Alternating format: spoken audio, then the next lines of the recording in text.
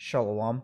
First and foremost, I want to give all praises, honor, and glory to Yahweh, Bahashem, Yahweh Shai, Bahashem, Rachak Badash. Double honors to the Apostles of Great Millstone, and peace and salutations to the Akim for tuning to these videos.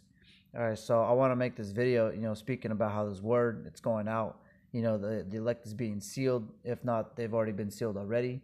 And this also is breaking down the strongholds of this world. Because as we know, none of these people have the truth of the scriptures. And if they do, they only have a little bit of it, and they're trying to sell you a lie with it. I'm speaking about these 501c3 congregations, Catholic Church, Lutheran, Calvinist, or whatever they are, whatever name they banner that they have under. None of them are speaking the true words that are written in this book with the Spirit. Because the Lord's got to be dealing with you, so that you can speak in the Spirit. And he only does that through the Hebrew Israelites, which are the so-called blacks, Latinos, and Native Americans that they're called in this day. Everything is pretty much being revealed. The wicked's being revealed, and how he's ruling this earth in unrighteousness. So I wanted to start this in 2 Corinthians 10, verse 4. It says, "For the weapons of our warfare are not carnal, but mighty through the Most High, to the pulling down of strongholds." So we're not, carnally, taking down any type of government, any type of establishment or fortress, or, whatever it is. We're doing it through the spirit and power of Yahweh, Bahashem, Yahweh Shai. Only his word is what's needed. And it says right there, it says to the pulling down of strongholds. So this world's got a big stronghold of wickedness. And this is just how it's going to be, as in these last days, because when Yahweh Shai returns, he's going to, bind all the kings with fetters of iron. He's going to rule them with a rod of iron. He's going to lead, the ones who led us into captivity for 1,000 years. And the only way we're doing this is, before that happens, is, the hopeful elect who are down here, who got the Spirit in them to speak, and prophesy in the name of Yahweh Bashem Yahweh Shai.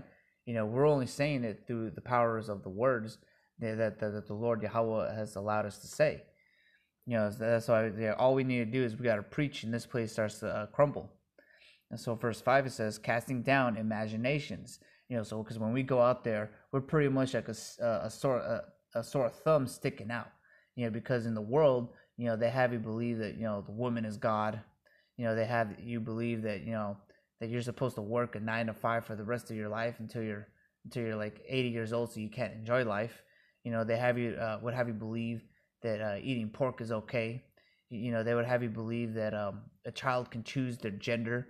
Whatever it is, they're all imaginations. But pretty soon, the standard is going to be set, because we're speaking about these things. We're speaking about these things because we know in our minds that they're going to happen. We know that when Yahweh Shai returns, that he's going to set a standard, and then all these people are going to have to bow down and worship Yahweh Bashem Yahweh Shai. And if not, they're going to be brought up and they're going to be slayed. All right, so it says, casting down imaginations and every high thing that exalted itself against the knowledge of the Most High. And one of the main imaginations, and I have that in another tab, is the image of Yahweh Shai. And just the word, that you see here, that's not his name. Because if you were to, Google it, do your own research, your diligent research, let you know these people aren't diligent in this word, because they're settled in their least here in this wicked society. Is it that he didn't have a letter J in his name? And then, the real pronunciation of this person's name is Yahweh Shai. And if you break it down, that name means, he is the deliverer. It's similar to Joshua, but then even then, the letter J, that's a new thing. And that letter J started appearing when this image started appearing during the 15th century. So you can see these images, this is an imagination, and it's being casted down. You basically like 10 years ago, you would ask a random person in the street, and you would ask them what's the color of the Messiah, and they'll, in their minds they'll think this. But now they're starting to think otherwise, even though it's not fully true, like you see right here. This one he got dreadlocks or whatever. This one says he wasn't white, he was brown. I'll go ahead and click it, see what this is about. But see, they're pretty much understanding that the paintings that were painted in these eras were tampered with, or basically, painted, so that they could, lie to people. Like you see in these pictures. I'm not going to click all these pictures, but you got this thing called iconoclasm. Not a lot of people still know about that, but they're starting to know that the one that the world ignorantly calls Jesus Christ was not a light-skinned person with long, dark hair. So you could read the scriptures. We'll go ahead and read that actually. This is a depiction of how it says in the scriptures. This is Revelation 1 verse 14. It says his head and his hair were white like wool. Then you could look at these pictures. None of these pictures have him with his hair white like wool. Very rarely will you see that.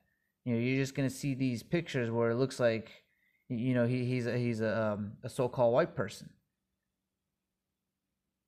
The earth is given into the hand of the wicked, so that's why he's depicted as such. So like in these pictures, it's even harder to find. But the scriptures speak it. That his hairs were white like wool. Now I'm gonna finish it off. Verse 14 says, his head and his hairs were white like wool, as white as snow, and his eyes were as a flame of fire. His eyes are gonna be as a flame of fire because one, he drank a lot of wine, and then also he's going to shoot fire out of his mouth, out of his eyes, because he's gonna come back with anger. He's gonna have the wrath of the Lamb, so his eyes are gonna be red like fire. And verse 15 says, and his feet were like unto fine brass, as if they burned in a furnace, and his voice as the sound of many waters. And if you read this to a so-called Christian who still believes in this image, let me scroll up, who still believes in this image, they're going to dance around this precept. They're going to say, oh, that means he's got gold skin, or that means he's a light-skinned brown, or, all of us know what happens to brass when you burn it in the furnace. It turns dark. It turns dark like this. So let me try to find a picture. Here's a picture right here as a depiction, as how Yahushua is supposed to look like, pertaining to the scriptures. The white like wool hair, and his skin, because his feet, he was wearing sandals. What you could say is that you could see his skin, and it was the texture of brass that was burned in an oven. I'm not gonna Google, all these other things, because that pretty much just gives Esau, the wicked, energy to tap dance around this precept, because we all know how a brass statue looks like. And yes, they could make a more like a lighter tone, but we all know that there's statues in the ancient times that were made to look dark skinned, with a dark complexion, but see, because this devil, he was given a little season to rule the earth, and then with that little season, he's destroyed the ecosystem and corrupted the minds with this image. One more time, let me show this devil. All right, so it's written here in the scriptures that he was going to do that. It says Job 9 verse 24. It says, the earth is given into the hand of the wicked. He covereth the faces of the judges thereof. If not, where and who is he? So the earth is given into the hand of the wicked. That's a given. If you look outside the window, and a thing that he does is he covers the face of the judges. So like one thing too is everybody's Asian, Hawaiian, Puerto Rican, whatever, these new nationalities that aren't in the scriptures, except he is the Jew, the Jewish person. Everyone else isn't from the Bible except him. It just goes to show how wicked this devil is, because not only did he paint himself as the Hebrew Israelites, the real Jews, he also painted all the other heathen nations as something else. He pretty much renamed them. So there's a precept, backing up Job 9 and 24.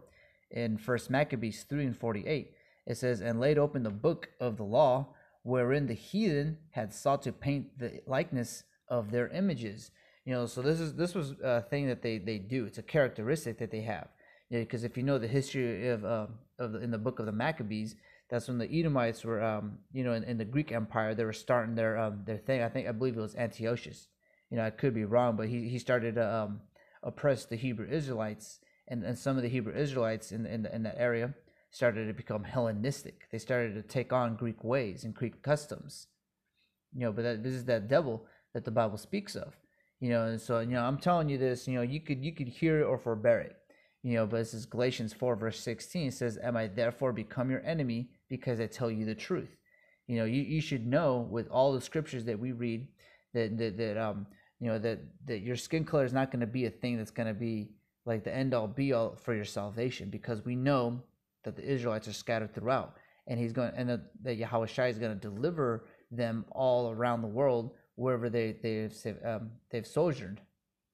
But it's just, I'm saying the statement that Yahweh Shai is a dark-skinned man with white woolly hair. And why I say that is because it's written in the scriptures in Revelation 1 verse 14 and 15. And you could hear it, forbear it, you could tap dance around it all you want. And if I say this and it offends you, then I'm pretty much your enemy. And I don't want anything to do with you. You don't want anything to do with me. Because I'm only worried about the elect getting this wisdom, knowledge, and understanding.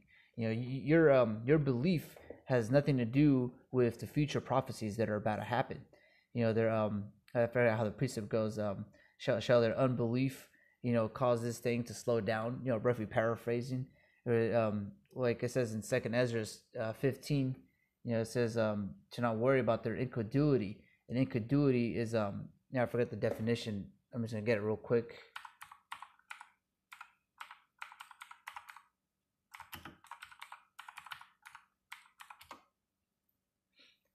Incredulity is the state of being unwilling or unable to believe in something.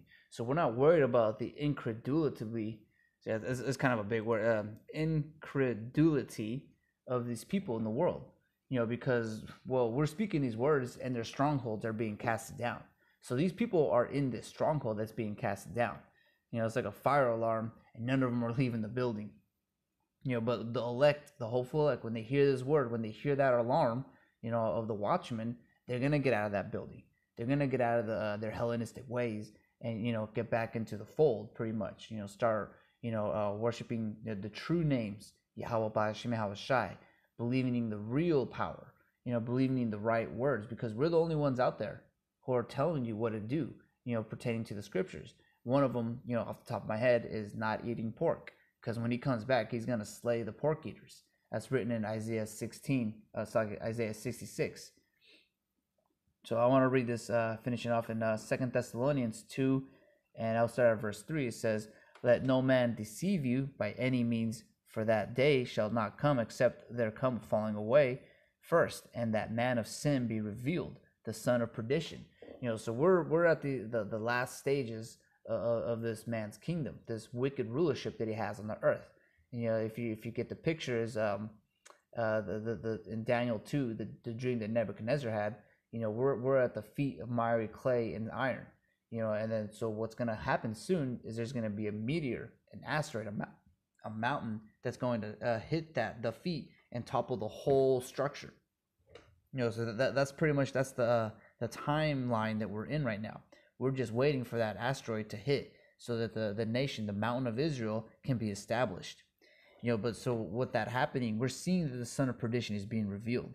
We know that this guy is the devil that the Bible speaks of, and he made up the letter J, and he practiced iconoclasm during the 15th century when we had our falling away, when we were led into slavery for our wickedness. So as verse 4 says, "Who opposeth and exalts himself above all that is called the Most High." And you could, like in a room, you could single out the person who does that. That's the so-called white man. Because this guy, he thinks he can get away with anything.